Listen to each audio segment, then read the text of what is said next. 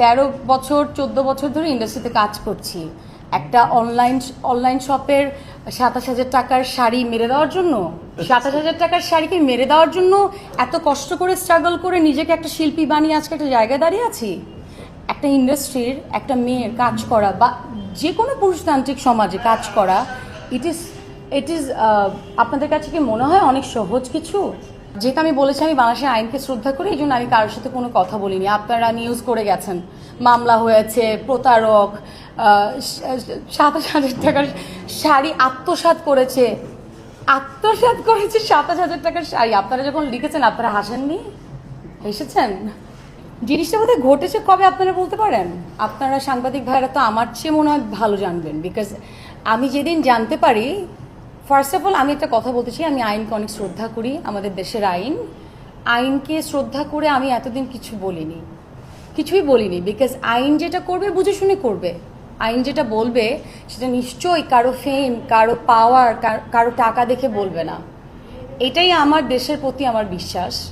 এই জন্য দেখেন আপনারা কিন্তু অনেক নিউজ করেছেন, লিগ্যাল নোটিশ, মামলা, শাড়ি মামলা। আচ্ছা, আপনারা একটু আমাকে কেউ একটু মনে করায় দেন একটু আমাকে, যে ফার্স্ট কবে মামলা হয়? না, এটার উপরে যে মামলা হইতে পারে এটাই আমি আজকে এটা বলবো। This is the first time I am talking about this.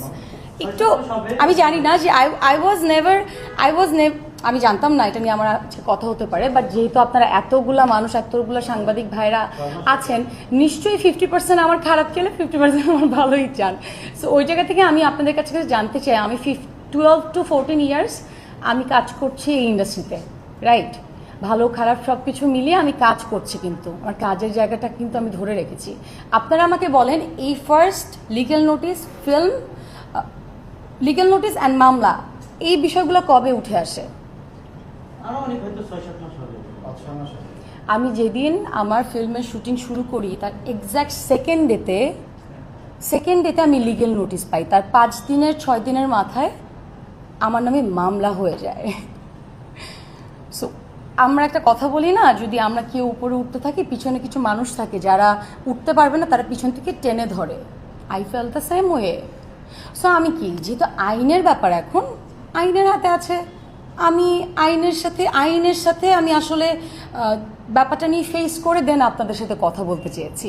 আমার কি ইচ্ছা হয়নি যে কি ঘটেছে না ঘটেছে আপনাদেরকে একটু বলি? তাহলে আমরা 13 তারিখে পরে এটা নিয়ে কথা বলবো না? হ্যাঁ, ডেফিনেটলি। বাট আরেকটা কথা যেহেতু বলে ফেলেছি, this is the first time I am talking about this, so definitely I have to say lot of things. And একটা কথা না বললেই না।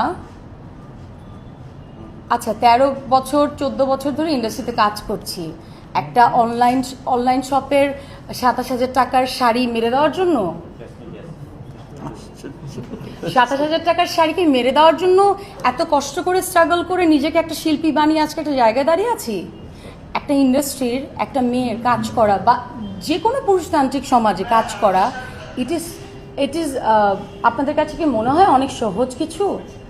অনেক সহজ কিছু না। সো আই থিঙ্ক আপনাদের কাছে অ্যান্সার আপনারা যে আমাকে না বলছেন, সো অ্যান্সার কিন্তু আপনাদের নিজেদের কাছেই আছে। আমার মনে হয় আমার অডিয়েন্সরা অনেক প্যানিক হয়ে যায়। আমি এখনো বলবো, I am here just because of my audience. I have few authentic audience যারা আমাকে মন থেকে আমার কাজকে ভালোবাসে। সো ওই জায়গা থেকে আমি ওয়েট করছিলাম কবে আসলে আমি আপনাদেরকে ফেস করব, কবে আসলে আমাকে বাংলাদেশের আসলে যেহেতু আমি বলেছি আমি বাংলাদেশের আইনকে শ্রদ্ধা করি, এই জন্য আমি কারোর সাথে কোনো কথা বলিনি। আপনারা নিউজ করে গেছেন, মামলা হয়েছে, প্রতারক 27,000 টাকার শাড়ি আত্মসাৎ করেছে 27,000 টাকার শাড়ি। আপনারা যখন লিখেছেন আপনারা হাসেননি, হেসেছেন। আমাকে যখন প্রশাসনের মানুষ কল করেছে তার আগে হাসছে, আপু কি হয়েছে, আপনার পিছনে মানুষ লাগছে কেন? আর সবচেয়ে বড় কথা, যে আমার নামে মামলা করেছে আমি তাকে চিনিই না। আমার সাথে কথা হয়েছে একজন আইনজীবীর সাথে, যিনি কিনা একটা শাড়ির অনলাইনের ওনার।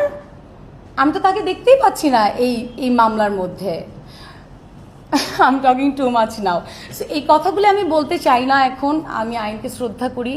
আমার কাছে এতটুকু আমার মনে হয় সত্যর উপরে কিছু নাই। আপনি আপনার যোগ্যতা দিয়ে, সত্য দিয়ে যতটুকু যতদূর এগিয়ে যেতে পারবেন, আপনি মিথ্যা দিয়ে পাওয়ার দিয়ে টাকা দিয়ে তত দূর আপনি এগিয়ে যেতে পারবেন না। So I feel like that way যে টুডে অর টুমোরো সত্যিটা আপনারা সবাই জানতে পারবেন। অ্যান্ড ইয়াস অফকোর্স আমার যেহেতু একটা দায়িত্ববোধ আছে আমার অডিয়েন্সের প্রতি, today tomorrow I will say everything what happened. So আমি যে সাইনের প্রতি শ্রদ্ধা রেখে এখন আমি আর কিছু বলতে চাচ্ছি না। Thank you.